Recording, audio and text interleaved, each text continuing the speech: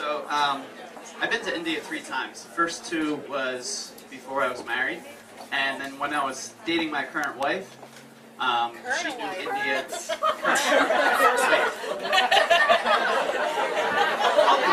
However it works.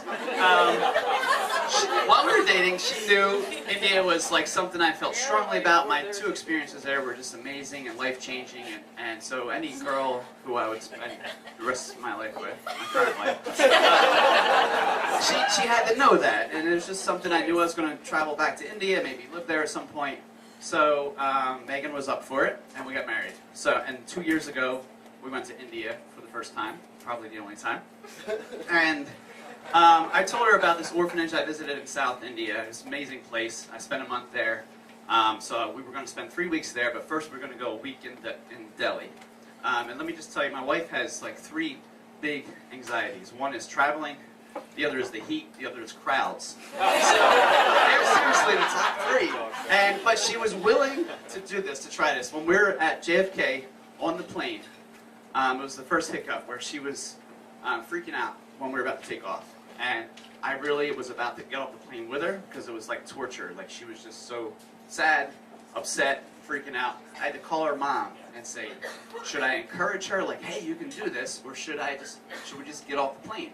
And her mom said encourage her, and we got to India. I tried to book a nice hotel in Delhi to disguise her from the streets of Delhi are tough, and I love it there, but it's not for everybody. So we ventured out in those streets. A couple bad things happen. Sometimes when you walk at night in India or other poor countries, you can, if it's a, from what I understand, an American or a Western woman can be just like suddenly grabbed and like just, you know. So that happened a couple times. That was discouraging. But overall, it was just the heat. It was the crowds, and each night Megan would cry herself to sleep. Really awful. It was hard on me. But the next day she would get up and try it again, and that was inspiring. And then cry herself to sleep again. It was a cycle for like 7 days. And we were towards the end of our time in Delhi, and we're about to think about flying south to Hyderabad into this orphanage, and we're like reconsidering, like, can we do that? And this guy, Ratnam, who runs the orphanage I was at, you know, we're trying to think about, should we call him? What are we going to do? And then there was a day towards the end of our trip, my other, really, top 4 fears, I gave you my 3 top fears for my wife, is monkeys. She's terrified of monkeys. Like Planet of the Apes is like her worst nightmare.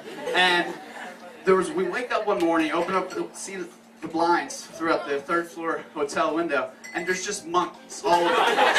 Now you might have seen on the news, it seems to happen every once in a while in Delhi, just monkeys just are on the loose all over the place. And there was dozens of monkeys, some of them on the railing right in front of us. And we had fun with it because we were behind the glass. She was fine, but it was almost like some sort of conspiracy to get us out of India.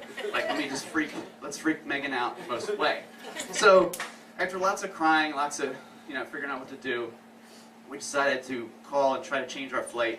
As we're in the midst of doing this, I called the guy Ratnam from the orphanage and tell him what's happening, and he's disappointed. And in the midst of that, he sends us this picture of all the orphans, and it's the saddest thing. Like, they all have these frowns, you know, it's just 60 or 80 orphans looking really sad. And then Megan feels worse. I'm like, listen, no, this guy, he's a great guy, but he's almost like the Indian Godfather. Like, he runs this orphanage like the mafia. Like, he just controls them, they do what they want, he manipulates them. I can almost imagine the scene where he's sitting with the photographer when he heard from us that we're not going to make it. He's like, okay, I will make them an offer they cannot refuse. And he takes this picture, sends it to us, but, you know, I told Megan, listen, he's a great guy, but this is, you know, I'm sure the orphans were sad, but they weren't that sad. So we changed the flight, we get back to JFK. It was a really hard decision, and Megan is having a really hard time because she knows India's on my heart, and something I love, and something I was like looking for a wife, like, let me have somebody who loves India, and we're going to spend our lives together, we'll live there, and all this stuff. But the detour, I mean, the detour is coming back home, I guess, but also the detour for me is like, I thought I was looking for a wife who would love India, but I found a wife who just would face her like deepest anxieties, and just for me, knowing I love the place, try to get through it, wake up each day and try again, and just give it her best, and I love her for that. So. All right.